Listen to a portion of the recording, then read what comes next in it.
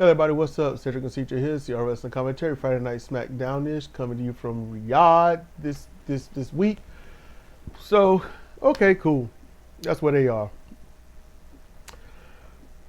So, this started off amazing. Mm-hmm. And, yeah, we'll get to it. Put it this way. I'm not getting into details. I'm not even going to cover it the way I honestly, personally want to. I'm just going to go over some things, and that's it. SmackDown was a play in 2 acts. Mm-hmm. Yep. And We're about to go over Act 1. So Cody comes out, and before he can talk, Randy comes out. The fan sings both their songs, full lyrics, with massive gusto. It was exciting. It felt I was up for it. It was all great. Yep. They make up for the silence. You know, they go a cappella, and they know it. They've trained for a year to get this right. Yeah. Because they don't normally do the whole song. They did the whole thing.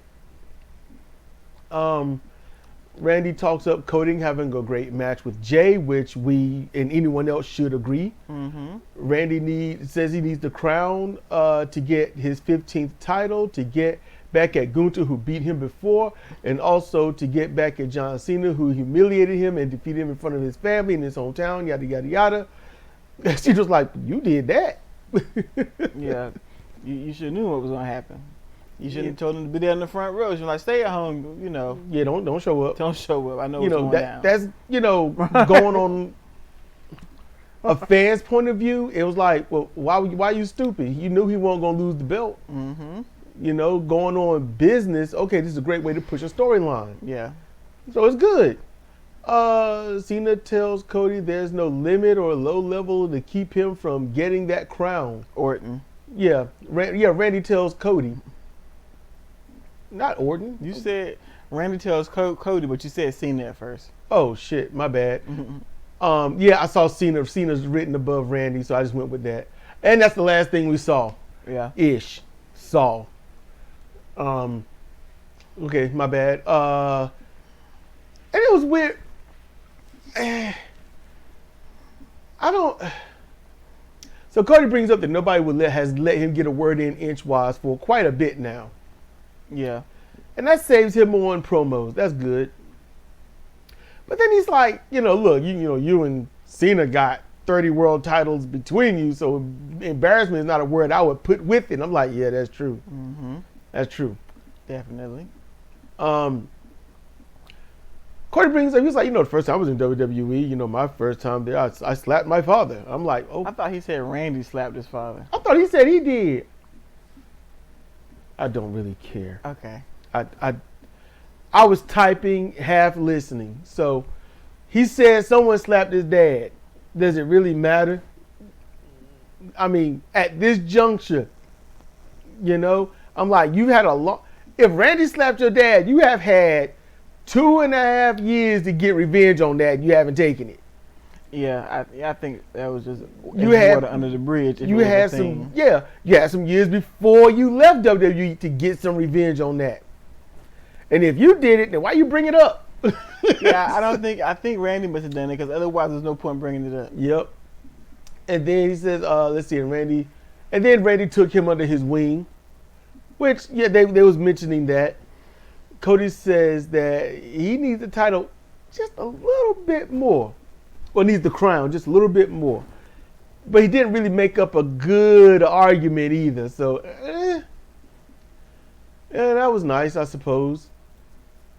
So they had 30 minutes of technical issues. Sound was off. It didn't really matter. Backstage, they did a good job trying to make up for it. Yeah. Backstage, Solo tells JC Mateo to make Jimmy Uso know that he needs them and to prove that they're just getting started as their tag team now, because you can't have a faction with less than 3 people. Yeah. So it's Jimmy Uso versus JC Mateo. And Well, JC won with Tour of the Islands. Yeah. This match showed JC having to do a lot of waiting for Jimmy. Yeah. And give up lots of moves to help Jimmy get his in. Yes. And I'm like, it ain't like they're bad wrestlers. It ain't like Jimmy's a bad wrestler, but Jimmy is, I don't know, maybe wear and tear, but he's not so speedy.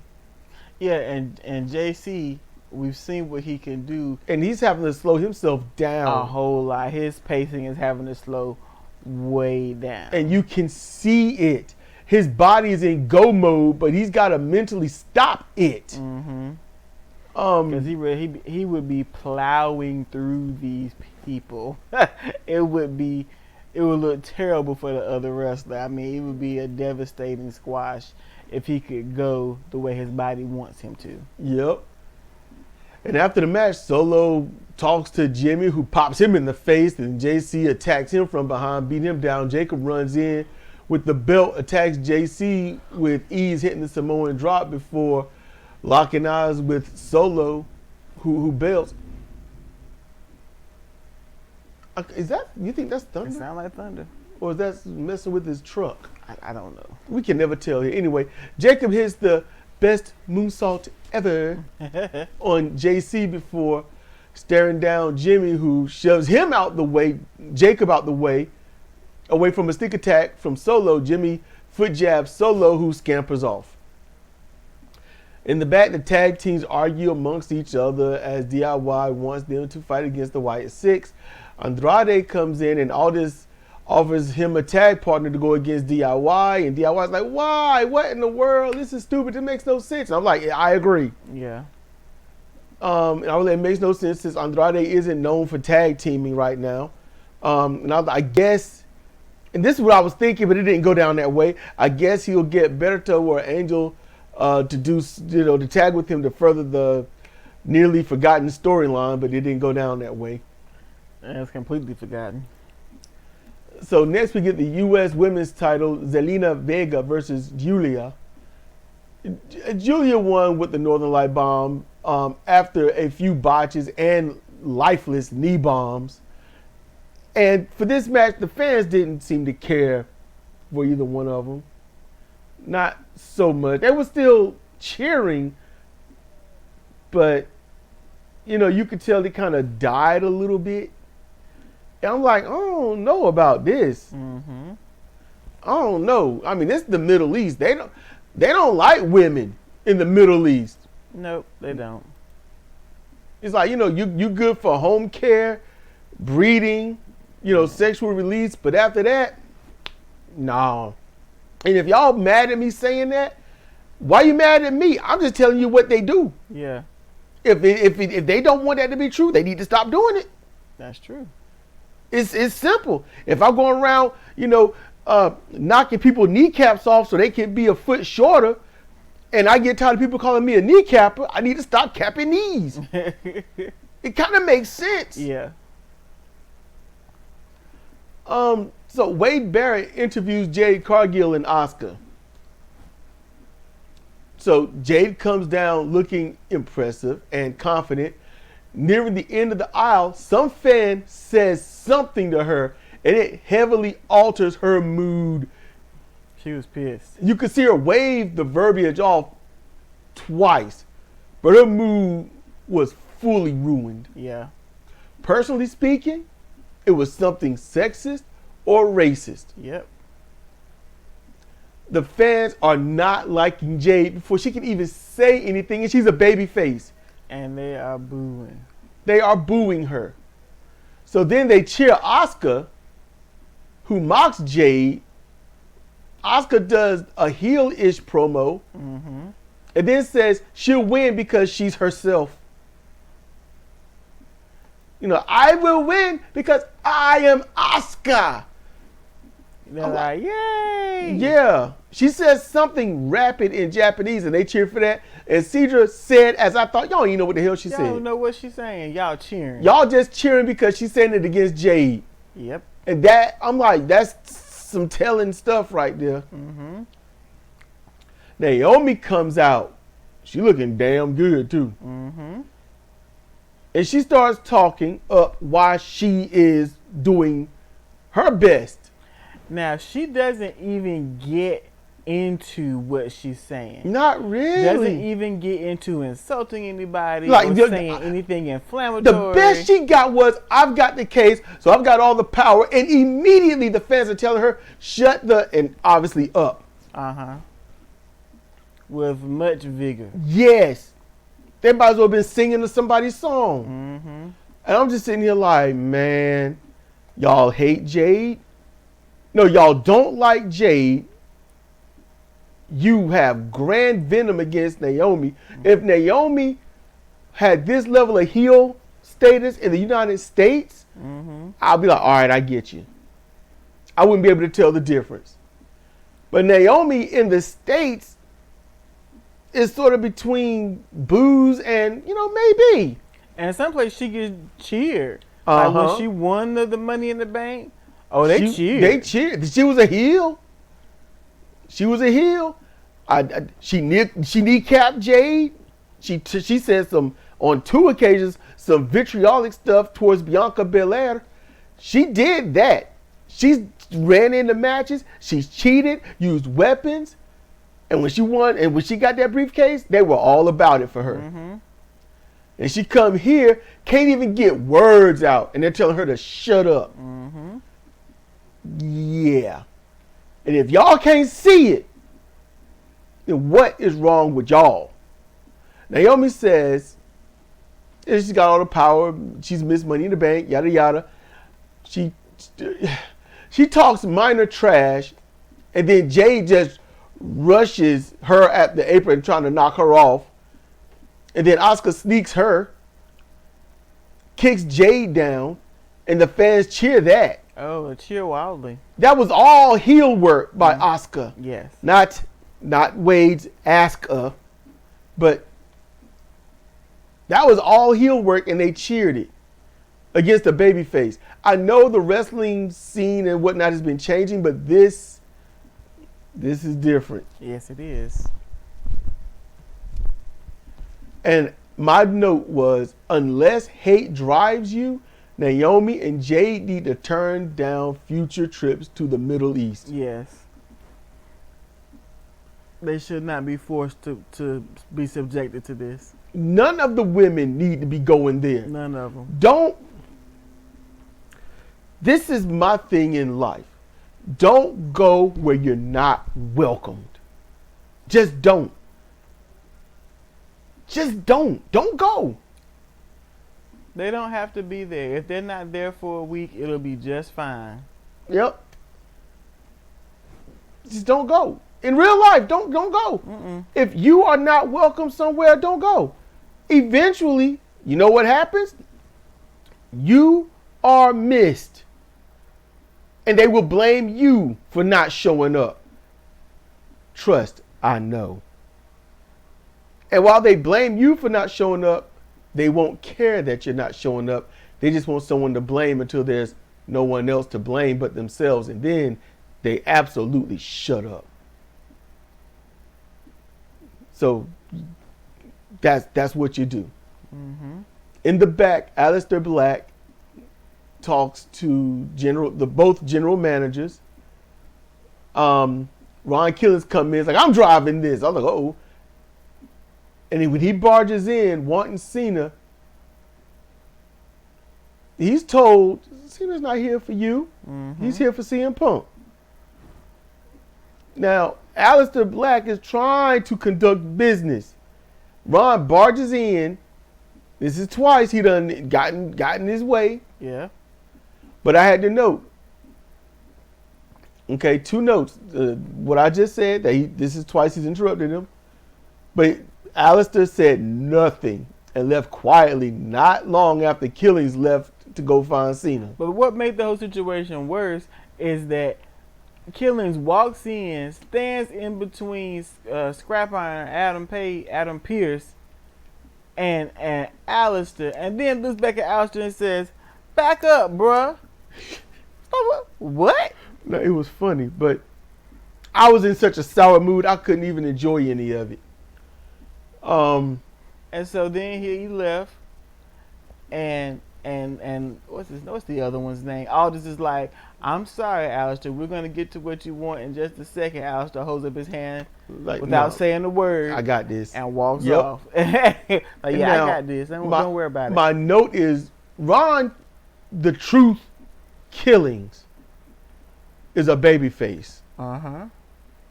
But when he entered the scene, the fans instantly became indifferent. Mm-hmm. They got quiet. Next, we got Andrade and Rey Fenix versus DIY. Faces win with multiple finishes, with Andrade getting the pin. Andrade got a mouse under his right eye, I think. Yeah. It was, from something. yeah, it was bothering him. It was, yeah. Like, you could look and tell. You look at it and say, okay, that's a mouse. It's a little swollen there. To him, he's probably wondering why it's not blocking his vision. Yeah. I've never had a mouse from a punch or anything, but I have, when your skin gets irritated or bruised from whatever happens to it, and you just can't help but to mess with it. Yeah. Like, it should be swelling, but it ain't swelling. That's the closest I've been in terms of something on my cheek or cheekbone being bothered. So, yeah, hopefully they can get that down by next week. I need a cut man. I don't know if you should cut it. Oh, man, but the cut man, they also take that flat iron thing and they mash it down. You want them to use that on you once, don't you? They mash it down. Get the Vaseline to smash. Yeah. That's what they do in boxing. They just mash it down. So Ron Killings come out, and then the fans begin to murmur. Really? With the baby face? Mm-hmm. This baby face? And he lets everybody know, I am Ron the Truth Killings. The whole truth and nothing but the truth. Put some respect on my name. And he's like, what's up? And they go, what's up? And it's immediate. You can hear him, what's up? No, I don't care now. Yeah. Like, we did the thing, get out the ring. He turns around and catches the spinning back kick by Alistair. Just knocks him cold. And he earned it. He earned it. And Alistair kneels and starts talking to him. He's like, we're even now. Mm-hmm. And I'm kind of like, yeah. Yeah. But I was like, you did sneak him. But I was like, we'll just see how this go. That was my note. We'll see how this go. Street Profits. They're in the back. They didn't get a cheer. It was quiet. It was quiet. Okay. Now, they spoke. They did their thing. You could tell the crowd didn't care. It was just quiet. B-Fab, they showed a bit of her arm as the camera was panning to her, and the crowd slowly started coming up. And when they saw her face, they shut up. And it was the slightest amount of boos. It was real slight. Uh-huh. What has she done? Nothing. She hasn't done anything. Uh-huh. She hasn't Not done on anything. This show or the past 5 shows for that except matter. She's worked with the baby faces. Yeah. She didn't do anything except be there. Mm-hmm. So then you got the Street Profits. This is a weird one. We didn't watch the whole match, but Street Profits versus Wyatt Six. The Street Profits got a very silent entrance. You could have. You could have recorded their theme music. If you didn't know that there was a full arena, you would have thought they were coming out alone and there was nobody there. Like it was like COVID. Yeah. Like, look, we're going to just have an empty arena match. Yeah. That's what, if it weren't for the commentary, you wouldn't have heard anything other than their music. Mm-hmm. It was that quiet. And the Street Profits usually get cheered, even when they're heels. So before we get to this match, backstage, Damian Priest showed up and the fans got silent. It was a kind of, yay, really? We'll just be quiet. Priest talks to Alistair and says that, you got payment, but you should have got it face to face. If I know Ron, this might not be over. And Alistair half agrees before, walking off. Carmelo Hayes tries to get something in, but Priest ain't even trying to hear it. Hayes just walks off. Then the Wyatt Six make their entrance, and the fans got their lights on.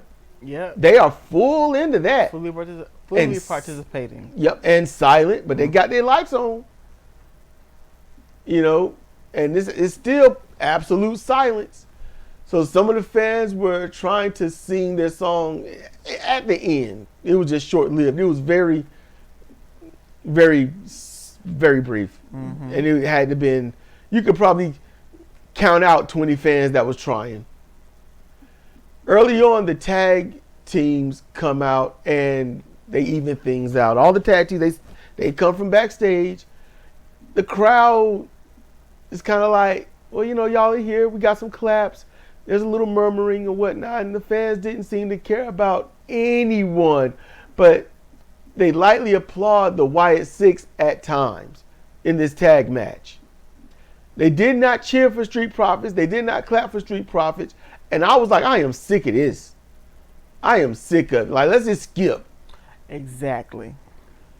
And then it got to the point it sounded like the fans were chanting Uncle Howdy at a few points. Yeah, it did. We skipped, and because we heard all we needed, and we're getting tired. Yep. We're getting tired. In a variety of ways. It's been a long day. Yeah, it's been damn near, 13 hours? 12, 13 hours? 15. Oh, 15 now? Yeah. Is that why I'm feeling this way? And so, you know, and then a show that started off pretty good just tanked. At this point, the show was dead. At this point, it's not the fault of the talent. Nope. It's not the show's fault. And see, near the end, it sounded like the fans were a bit behind Angelo Dawkins, I don't know which way he wants it pronounced. Yeah. But it was a little bit, you know, on his signature moves. And when the match goes outside, Los Gardas are attacked, and the match is thrown out. Yeah. They said it's going to be a DQ, but in whose favor? Because they just, I don't know, it don't even go in the books, I bet. So the Wyatts, they beat down everyone until two teams foot jab the bigger guy until he flips over the ropes. And then the fans may not like certain teams, but they love dives. Yes. Because they cheered them on the dives, their signature dives over the top rope and over the post. But when they got in the ring, the fans kind of died down. They did. The Street Profits, that is.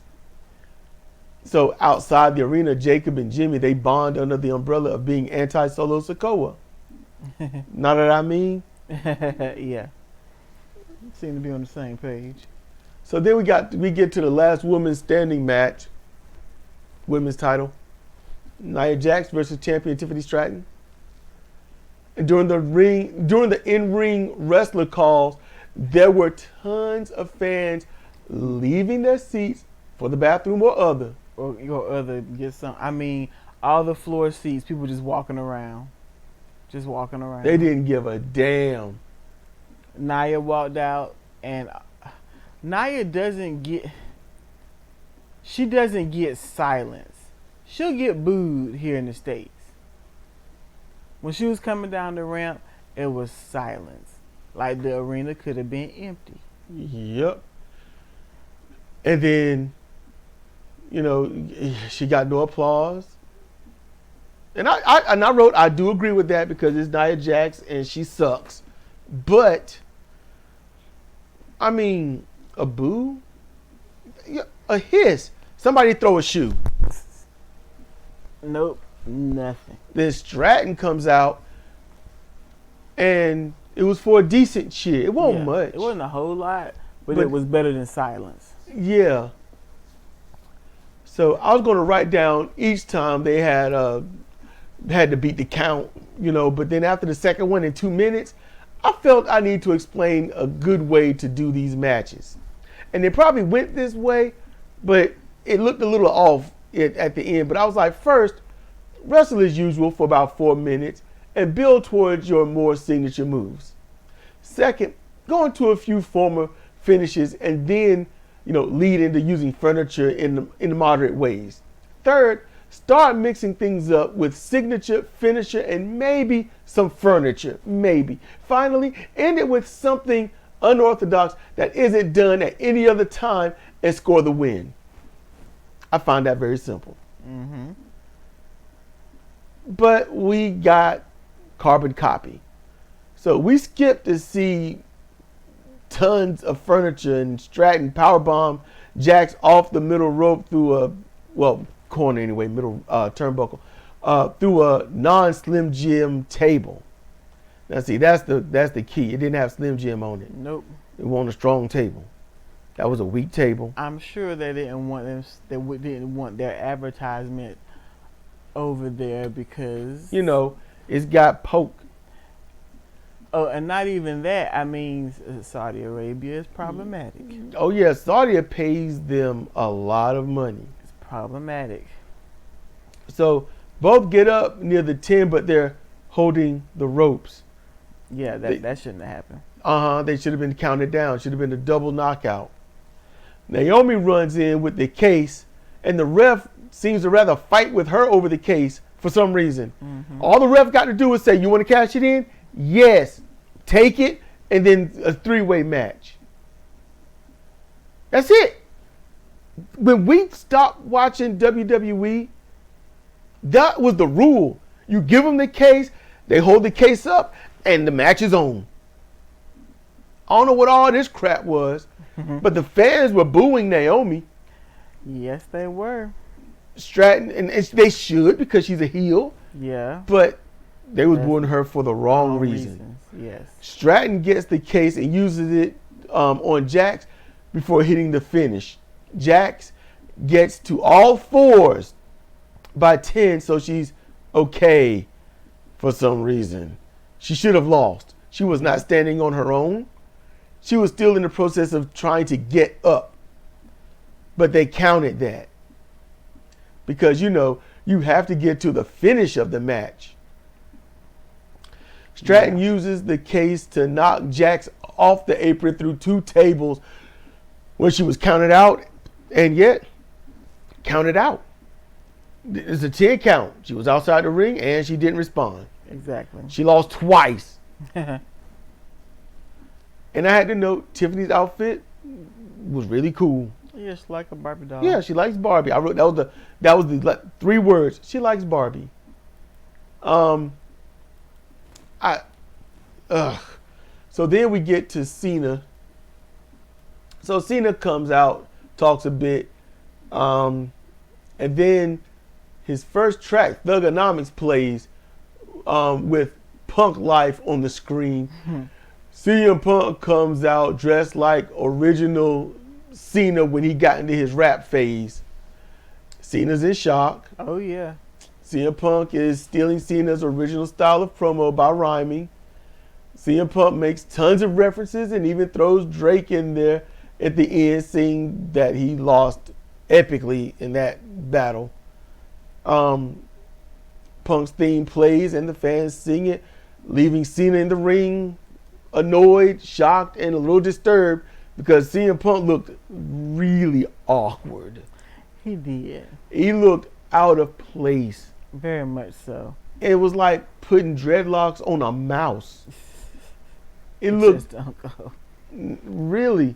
I'm like, look, man, Cena took Bret Hart's chill wear and ramped it up. And Cena, I'll be honest with you. Don't do this no more. You had your chance. You could have made it look good, but you had to go to 9, didn't you? And look, earlier there was a reference where who was it? Was it Michael Cole? No, it wasn't Michael Cole. It was Wade Barrett and somebody else. But he made a reference to Taz, and I think it was a slip. He mentioned Taz and then said, Taz, who's been a great competitor in WWE, and Taz was never in WWE. Taz was in WWF. But then he says ECW. Like, you could tell when he said Taz, you could almost hear you could almost hear it. And he was like, they made reference to WWE and ECW because, Taz, that's it. And so Punk comes out and in his jersey says Punk 13. And I'm like, I think that's a reference to Taz. I don't mean anything that Taz is going to WWE or anything. One, he ain't wrestling. Two, with his injuries, he can't wrestle. Three, he's making way more money to do far less in AEW because he don't got a coach. He don't have to give advice. All he's got to do is show up, talk about judo throws, bag on Sockface and the others, and then make his little quips here and there and leave. He's got an easy life in AEW. But the way I feel, I don't want to do any more commentary from Riyadh. Or anywhere they're going in Saudi Arabia, to be honest. Yeah.